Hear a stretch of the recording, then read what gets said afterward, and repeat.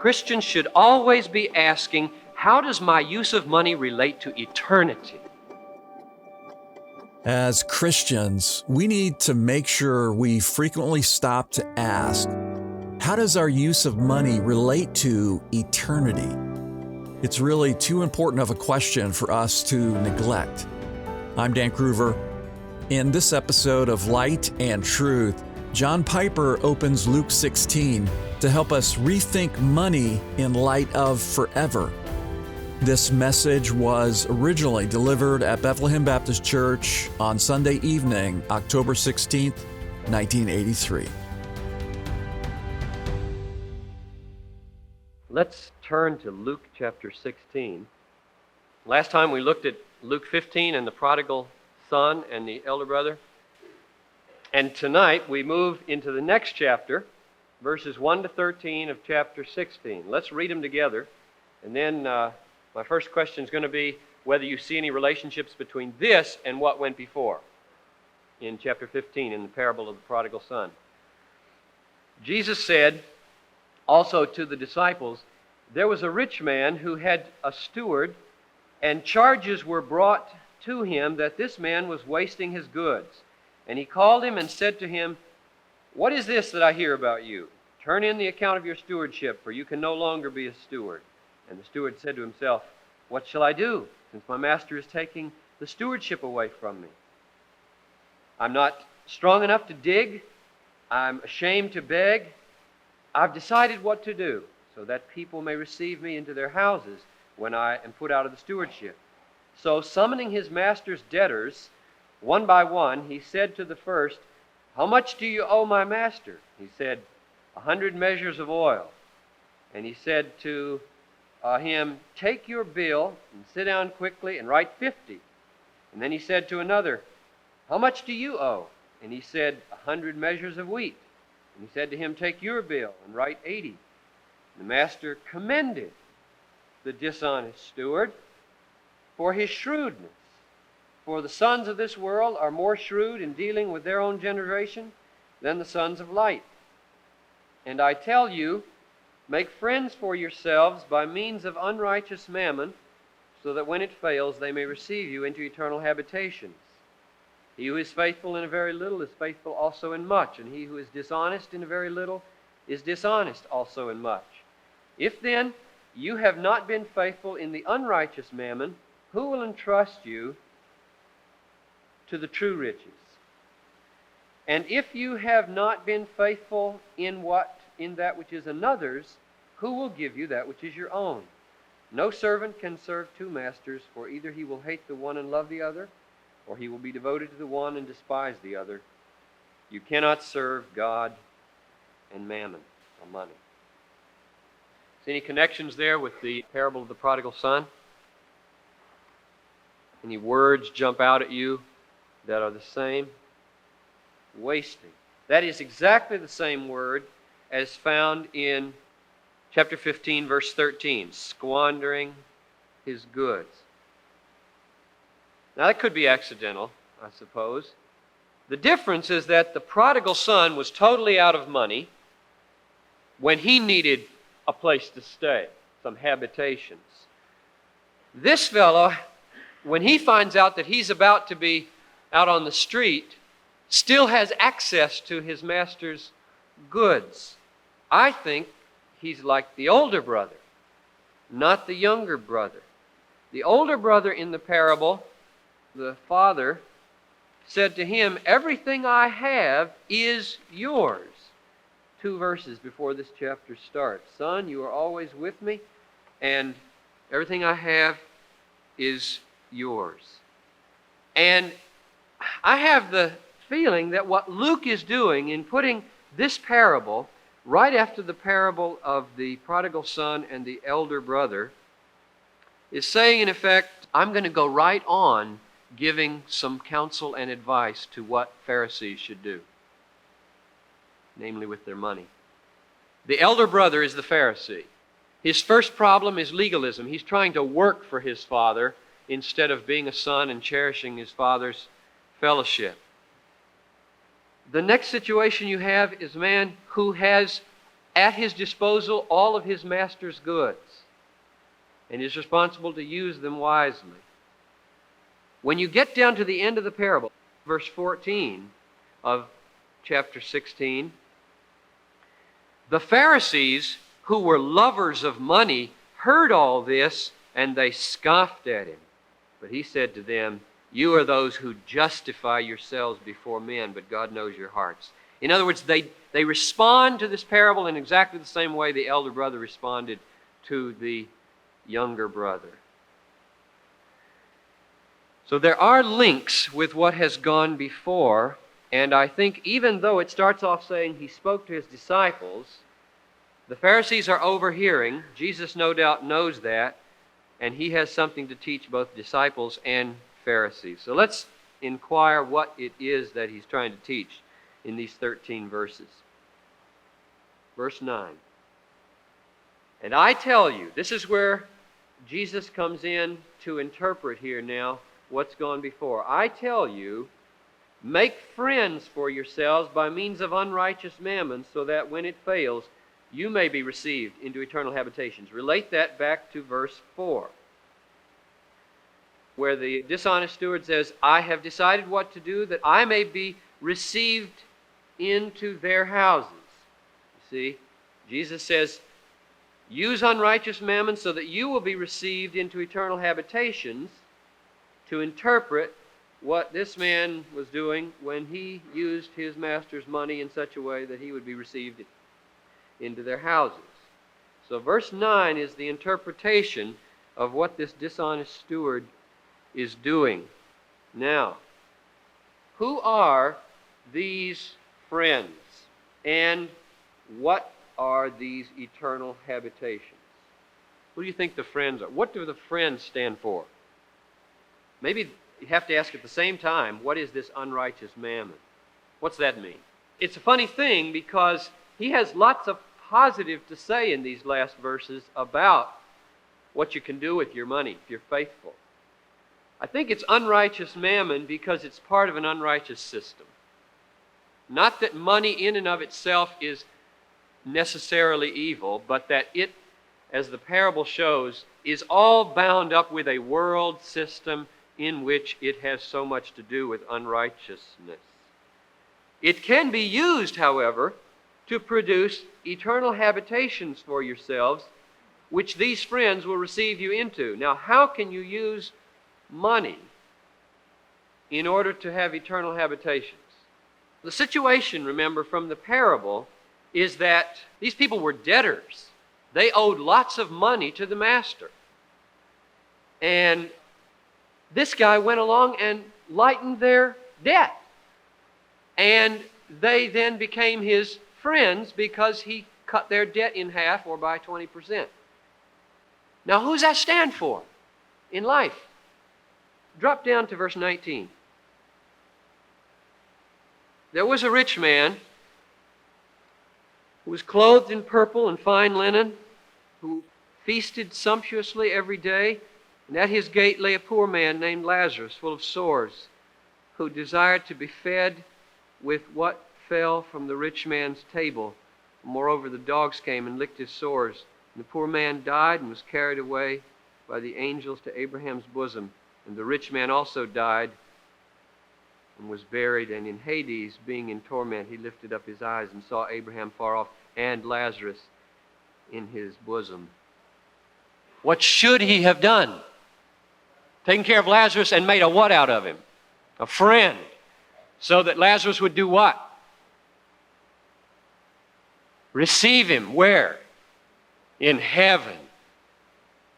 So verse 9, the most natural meaning in the context of verse 9 is, use your money to do good to people so that when they go to heaven, they'll welcome you there too. Now, why in the world do you think Jesus is willing to say,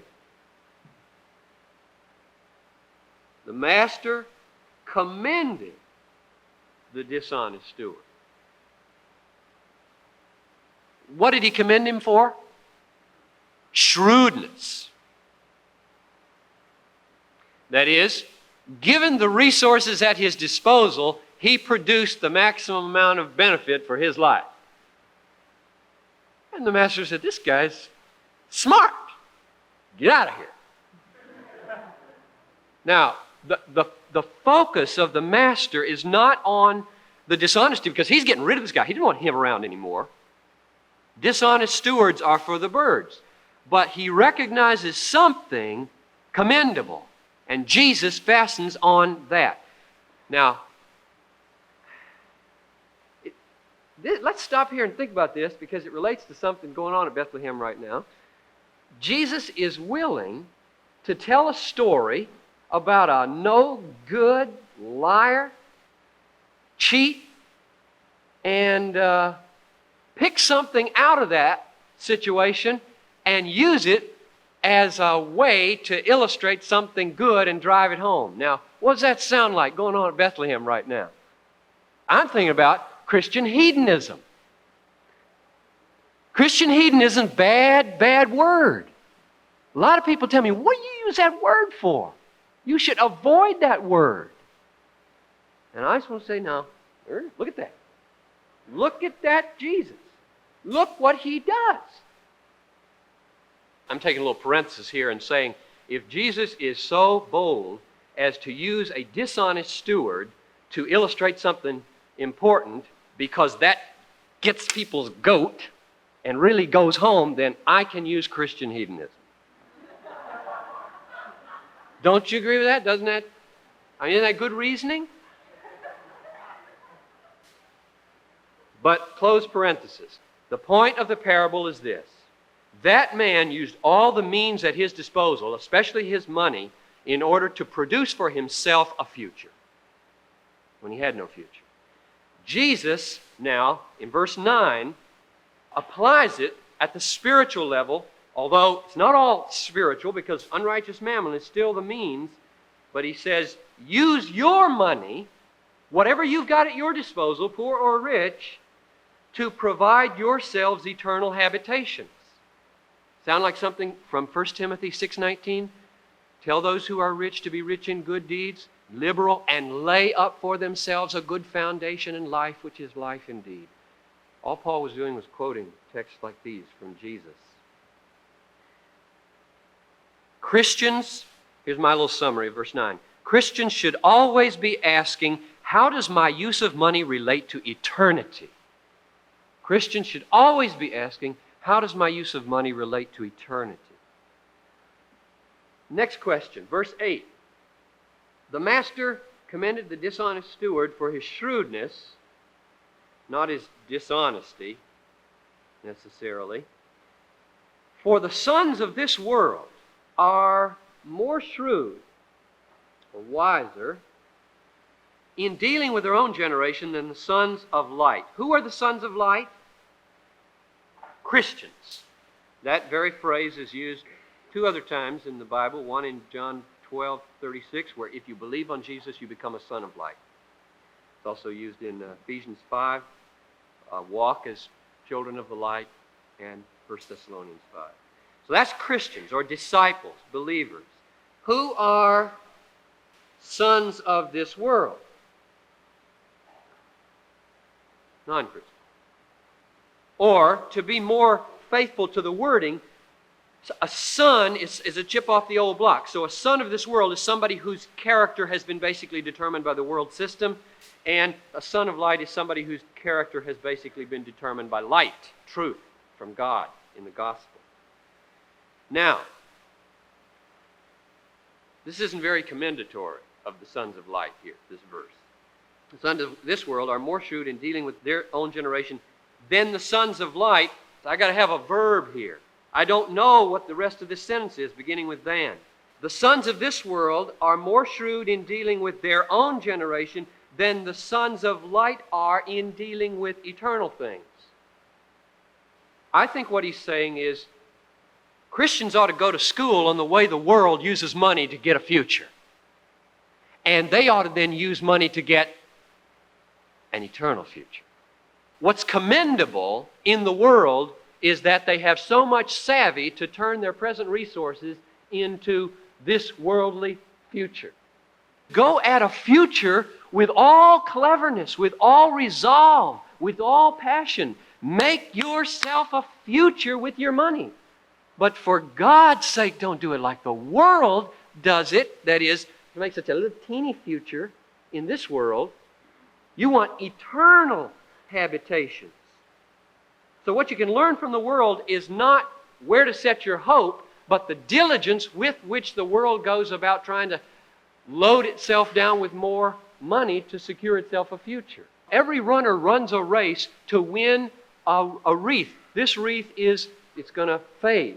You run for the eternal crown.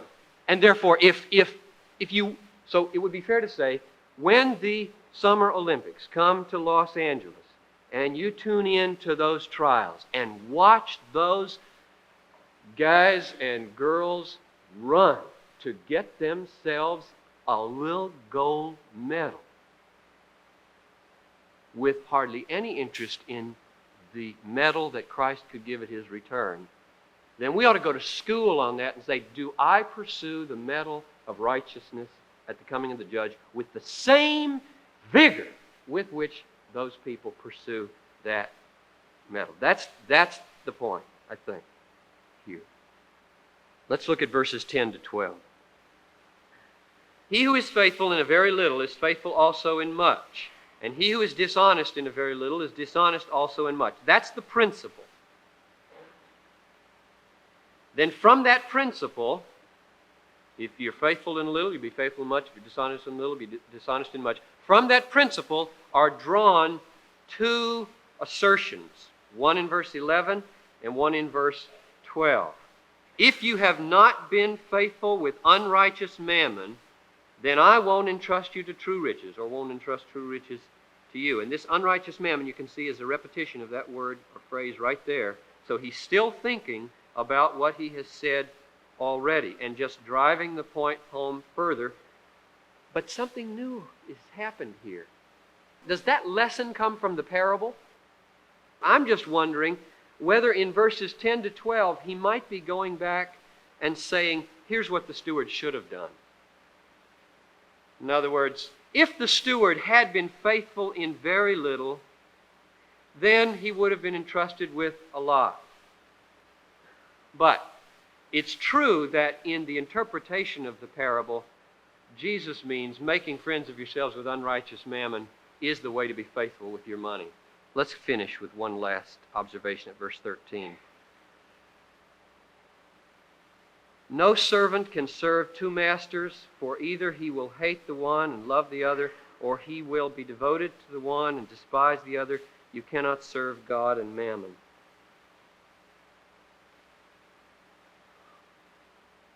Does the implicit admonition here to hate money contradict all the positive faithfulness with money described in verses 10 to 12? Verses 10 to 12 say, if you're faithful with a little bit of money, He might grant you more. Or if you're faithful with unrighteous mammon, then He might grant you true riches, which are riches in heaven. In other words, there is great potential in the right use of money. And this says, hate money. That's it. It's the service of money that we are to hate. It's competing masters. When money is not a master, it need not be hated. But it is always threatening to become a master. So let me ask you this. How do you serve money? What does it mean to serve money? A person has money for his master when he is driven to devote his thought and his energy into ways of benefiting from what money can supply on this earth. When you're devoting your thoughts and your energies to put yourself in a position to benefit from what money can supply on this earth. And then if you ask, what does it mean to serve God? In those same terms, it would be devoting your thought and your energy to put yourself in a position where you can benefit from what God can give you. You see, we tend to think of service mainly as helping somebody. But you try to make that work for money, it doesn't work. Serve money means help money out? Of course not. Serve money means get yourself in a position, always be angling to get yourself in a position to experience maximum benefit from what money can buy. And he says, if you do that, you are hating God. Because you're saying, in effect, God, I know where the source is to be found. I know where happiness is. I know where hope and security to be found. And I'm angling my life to get as much out of money as I can. Money, then, is your master. And he wants you to quit that, hate money and its mastery in that sense, and start angling all of your life, day in and day out, to keep yourself in the strobe light of God's beneficence. This is Light and Truth, God-centered preaching to help you see Christ clearly and treasure Him truly. I'm your host, Dan Groover. Thank you for listening. On our next episode, John Piper continues our 10-part series, The Seeking Savior, How Jesus Finds, Forgives, and Frees, with a message titled, The Urgency of Love. I hope you'll join us. For more resources, visit desiringgod.org.